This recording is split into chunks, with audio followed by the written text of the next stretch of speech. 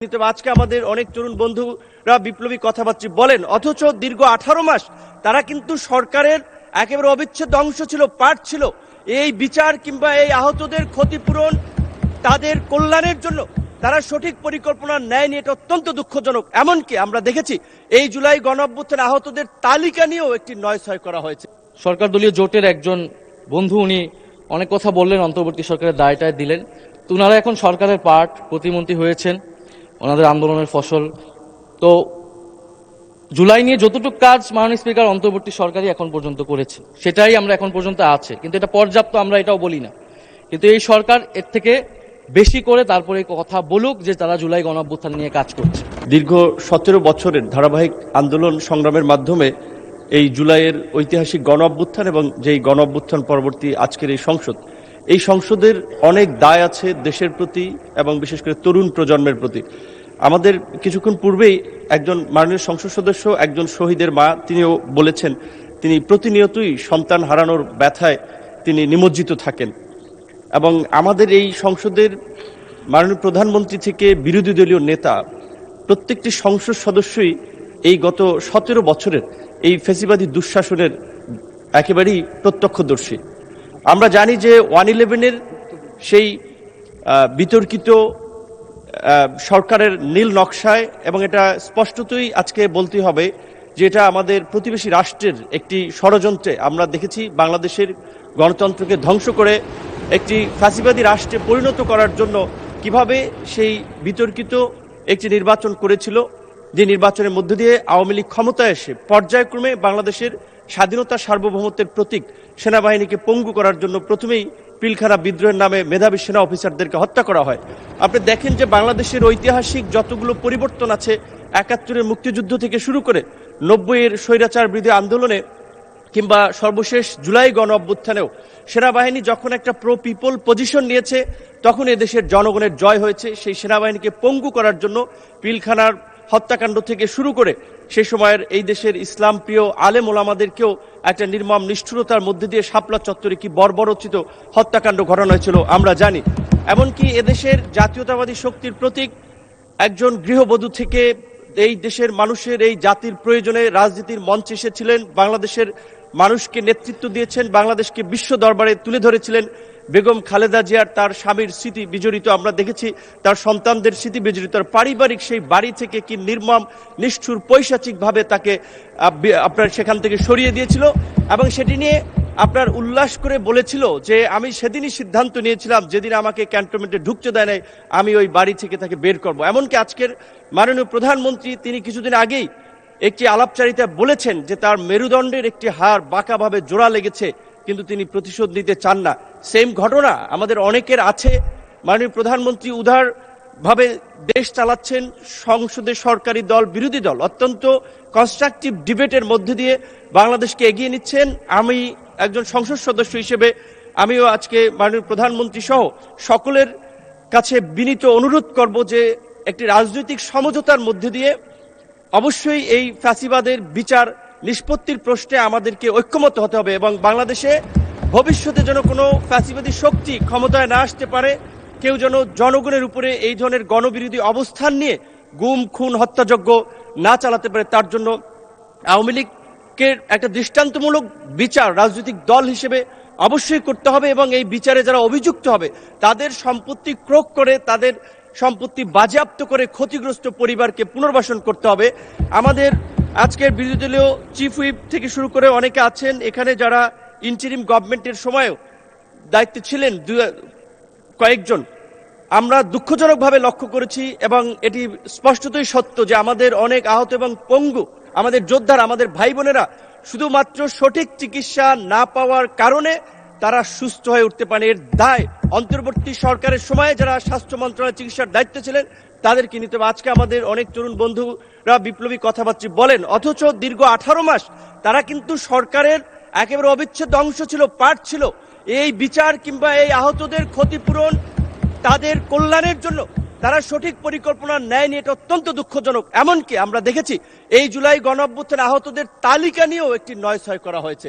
কাজী মুক্তিযোদ্ধা মন্ত্রী যিনি এই জুলাই অধিদপ্তরের দায়িত্ব আছেন, আমি অনুরোধ করব শুধুমাত্র এই 36 দিনের আন্দোলন নয়, গত এই 17 বছরের আন্দোলন সংগ্রামে আহত পঙ্গুত্ব বরণকারী প্রত্যেকটি ব্যক্তিকে রাষ্ট্রের পক্ষ থেকে তালিকা করে ক্ষতিপূরণ দিতে হবে এবং আওয়ামী লীগের প্রশ্নে, বাংলাদেশের পররাষ্ট্রনীতির প্রশ্নে বাংলাদেশের সাথে ভারতের সম্পর্ক কি হবে, এই বিষয়ে সরকারি দল এবং বিরোধী দলের একটি নীতিগত সমঝোতা রাষ্ট্রের স্বার্থে প্রয়োজন।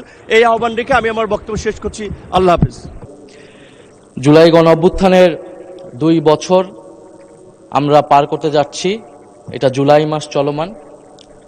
আমি জুলাই গণ অভ্যুত্থানের সকল শহীদ এবং আহত ভাই বোনদেরকে শ্রদ্ধার সাথে স্মরণ করছি এবং স্মরণ করছি জুলাই গণ অভ্যুত্থানে ছাত্র তরুণ সহ সকল পেশাজীবী মানুষ যারা অংশ নিয়েছেন দেশে বিদেশে, রাজনৈতিক অরাজনৈতিক যারাই সেখানে ভূমিকা রেখেছেন, ত্যাগ স্বীকার করেছেন, তাদের সবাইকে আজকের এই দিনে আমি স্মরণ করছি। আজকে মাননীয় স্পিকার 14 জুলাই, আজকের দিনটিও একটি ঐতিহাসিক দিন।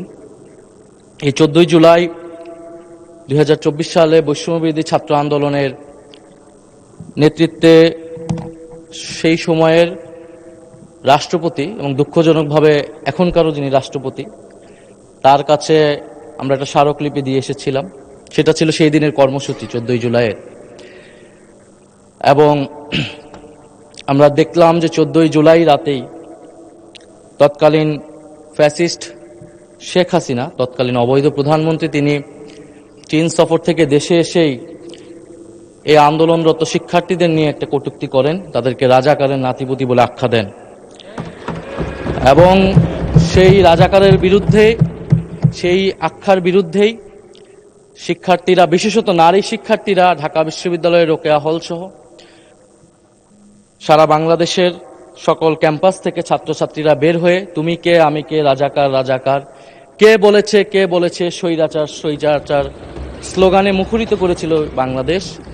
সেদিন থেকেই জুলাই গণ অভ্যুত্থান একটা রাজনৈতিক চরিত্র লাভ করে এবং আমরা পরবর্তী ঘটনাসমূহ সবকিছু জানি। তো অন্তর্বর্তী সরকারের সময় এই দিনকে জুলাই উইমেন্স ডে হিসেবে পালন করা হয়েছিল। এই সরকার চাইলে এই দিনটা আজকে স্মরণ করতে পারতেন, পালন করতে পারতেন, কারণ জুলাই গণ অভ্যুত্থানের নারীদেরকে আমাদের স্বীকৃতি দিতে হবে, স্মরণ করে যেতে হবে। তাদের আত্মত্যাগ কোনোভাবেই আমরা ভুলতে পারবো না। ফলে এখনো সময় আছে সরকার চাইলে নারীদের নিয়ে এরকম, আমি জানি না তারা অলরেডি এরকম পরিকল্পনায় আছে কিনা। তো যেহেতু আজকে মূলত বিচার নিয়ে আমাদের প্রধান ফোকাস, বিচার নিয়ে অলরেডি কথা বলেছেন আক্তার হোসেন, আইনি জায়গা থেকে কথা বলেছেন। তো জুলাই গণ অভ্যুত্থান নিয়ে আমরা দেখছি মাননীয় স্পিকার এখনো ষড়যন্ত্র, জুলাই গণ অভ্যুত্থানের ব্যাখ্যা, মুক্তিযুদ্ধের সাথে তুলনা, কে ছোট কে বড়, ষড়যন্ত্র, নানান ব্যাখ্যা আসতেছে।